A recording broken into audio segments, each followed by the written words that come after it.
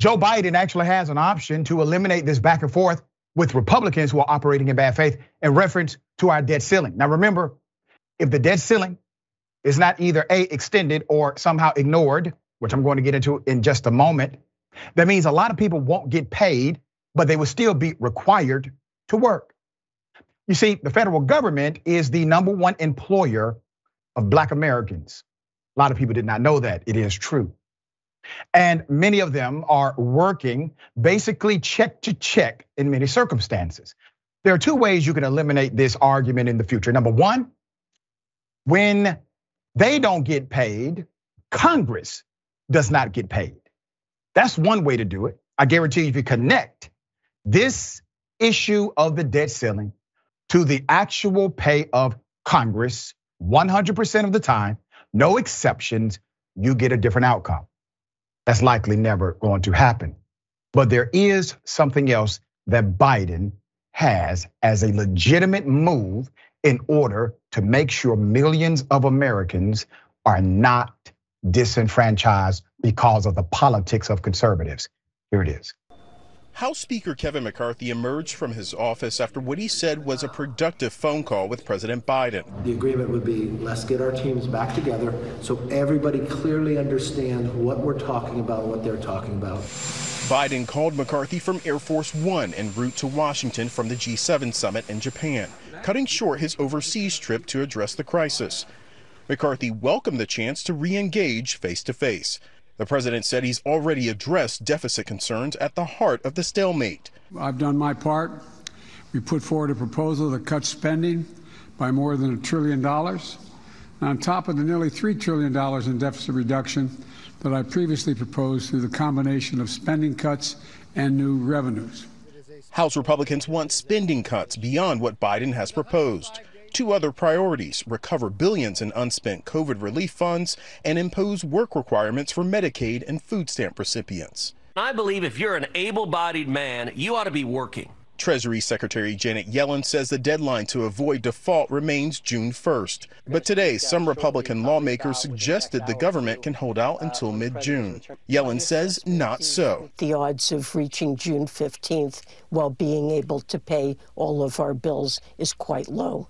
Some Democrats have urged Biden to avoid default, even if Congress does not raise the debt ceiling, by invoking the 14th Amendment, which states the nation's debt should not be questioned.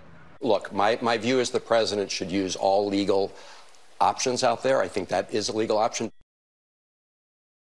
It is a legal option, completely within the context of law, based on the Constitution. There is a conflict. I will explain that conflict in just a moment. Here's one of the biggest problems with this negotiation. And they are going to continue, Mr. President, to move the goalpost every time there's a perceived agreement. The reason is because you're not actually negotiating with Speaker McCarthy. You're negotiating with these two, Marjorie Taylor Greene and Matt Gaetz. Yep, that's who you are actually negotiating with, because those individuals, they have this level of control over McCarthy and frankly Republicans, and they're not loosening grip. Progressive lawmakers renewed their call for President Joe Biden to bypass Congress to avert a default after the abrupt cancellation of debt ceiling talks on Friday. But the White House remains resistant. It issued a subdued statement indicating it sees no reason to pull the plug on talks. Senior Biden officials have told progressive activists and lawmakers in recent days that they do not see the 14th Amendment, which says the validity of the public debt cannot be questioned, as a viable means of circumventing the debt ceiling negotiations. They have argued that doing so would be risky and destabilizing, according to three people familiar with the discussions. There's more. The White House has studied the issue for months. With some aides concluding that Biden would likely have the authority to declare the debt limit unconstitutional as a last-ditch way to sidestep default. But Biden advisors have told progressives that they see it as a poor option overall, fearing such a move would trigger a pitched legal battle undermine global faith in U.S. credit worthiness and damage the economy. Officials have warned that even the appearance of more seriously considering the 14th Amendment could blow up talks that are already quite delicate. They have not ruled it out, said one advisor to the White House, granted anonymity to speak candidly about the discussions, but it is not currently part of the plan. Let me break down the insanity of this line of thinking. Literally, Joe Biden, the president of the United States, has what we would call the high joker. For my spade players, you know exactly what I'm talking about. He has the one card that nobody can defeat. That is called power to leverage. You see, one thing about Republicans is that they understand how to leverage power, even when they do so unethically and illegally. Democrats will beg for power, tell you, vote for me, I'll set you free. Once you give them the power by way of your sacred vote, they get into office and proclaim things like, well, we don't really have the power to do this, or it is not the institutional norm in order to operate in this manner. And then the White House, the advisors are saying, well, if you do this, it may disrupt the already very delicate negotiations that are happening. How? The president has the opportunity to walk into the room and say, listen, fellas, I would really appreciate you all working with me in good faith. But if you do not, please understand that by this date and by this time, I will invoke the powers that I can and declare it to be unconstitutional based on the 14th Amendment to ever default on our debt. I would do so. You see, they're not even arguing if it's actually a play that Biden can use. They're really arguing the politics of it, saying it would hurt the economy. It may mess up the credit worthiness of America. It's already messed up. The economy is really going to be messed up if you stop the federal government from being funded. That jacks up the economy in a way that is completely adversarial to what we're trying to accomplish. And millions of Americans, in addition to being, let's just say, left out of the pie in reference to policy, they will also not get paid for a significant amount of time. The president of the United States is still being an institutionalist here. Good person all around. But if it was a different dynamic, I guarantee you the Republicans would absolutely utilize that option if needed. You have a former president of the United States who actually broke the law. Donald Trump broke the law when he took money from the US military and applied it to build a wall, something that was not budgeted to do. But he did it against the law. We're asking Biden to do something that is well within the law in order to stop millions of Americans from suffering because of the bad faith negotiations of conservatives. And all they are concerned about, Mr. President, is a win for themselves, not a win for the American people, for those who are disenfranchised, for those who actually deserve it and need it. Let's go to a Q&A by Lawrence Tribe, all right? Tribe says the text of the 14th Amendment is explicit. Section 4 of the 14th Amendment says, quote, the validity of the public debt of the United States authorized by law, including debts incurred for payment of pensions and bounties for services in suppressing insurrection or rebellion, should not be questioned. This is a guarantee that the US will always be good for all its debts, period. So the Gazette poses this question.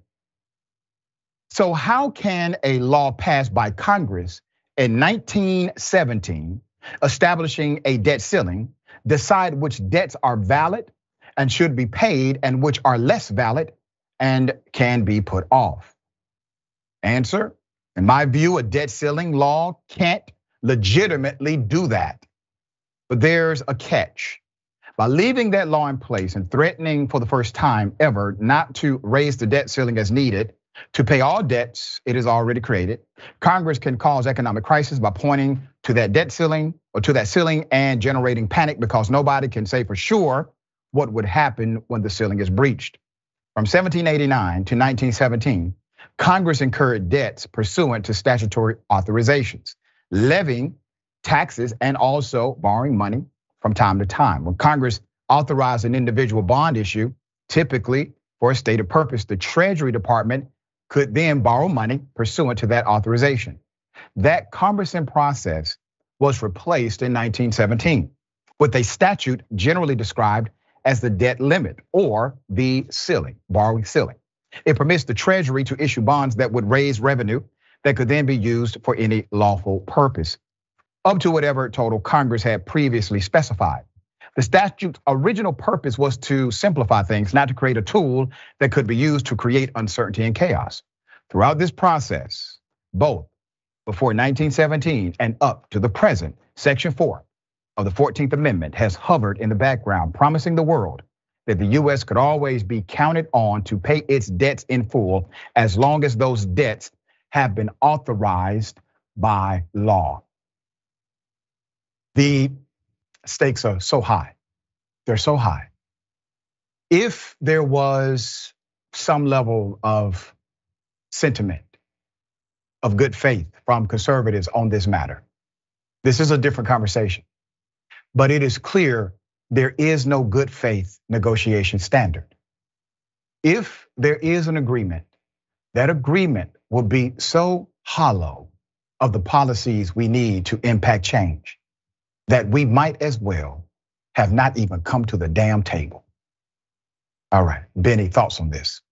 Yeah, in order to fully understand this reality and like this whole debate that's happening right now, I think it's important to emphasize the material reality of how money actually works. Because at the end of the day, the way money works is very simple. The government creates money out of thin air and then creates taxes in order to create demand for the money so that people are forced to use it for everyday transactions and stuff like that. Taxes are not actually meant to pay off the money creation process. It by definition is never going to balance out. We're never going to pay off all of our debts. That's just not how it works. Because once again, the government's just creating money out of thin air. But you create all this ceremony and this circumstance and tradition in order to legitimize that process. Because to a lot of people, that feels like a really ridiculous process. What do you mean? They just create the money out of thin air? There's got to be some restraints on it. And so that's why they create all of these different like ceremony and circumstance and tradition just to give some legitimacy to that core reality of how money does exist.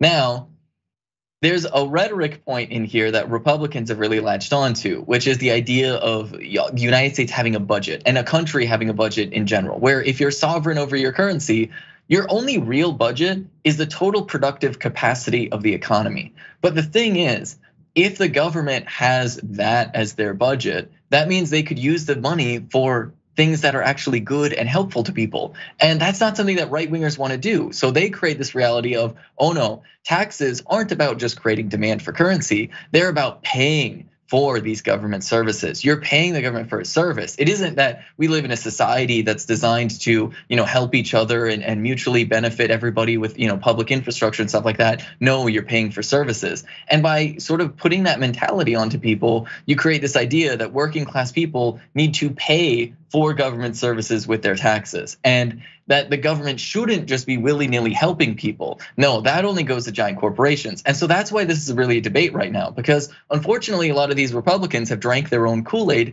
not realizing the very simple fact that government spending is quite literally what keeps the entire US economy profitable. Markets cannot exist without the government structure creating the space for markets to exist.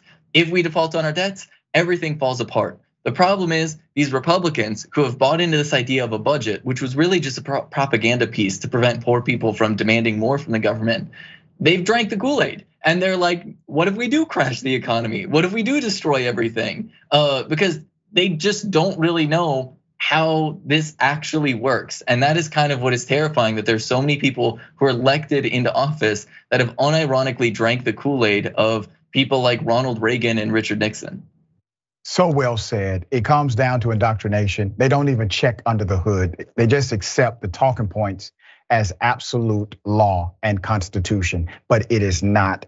That 1917 law is contrary to the Constitution of the United States per Amendment 14, Section 4.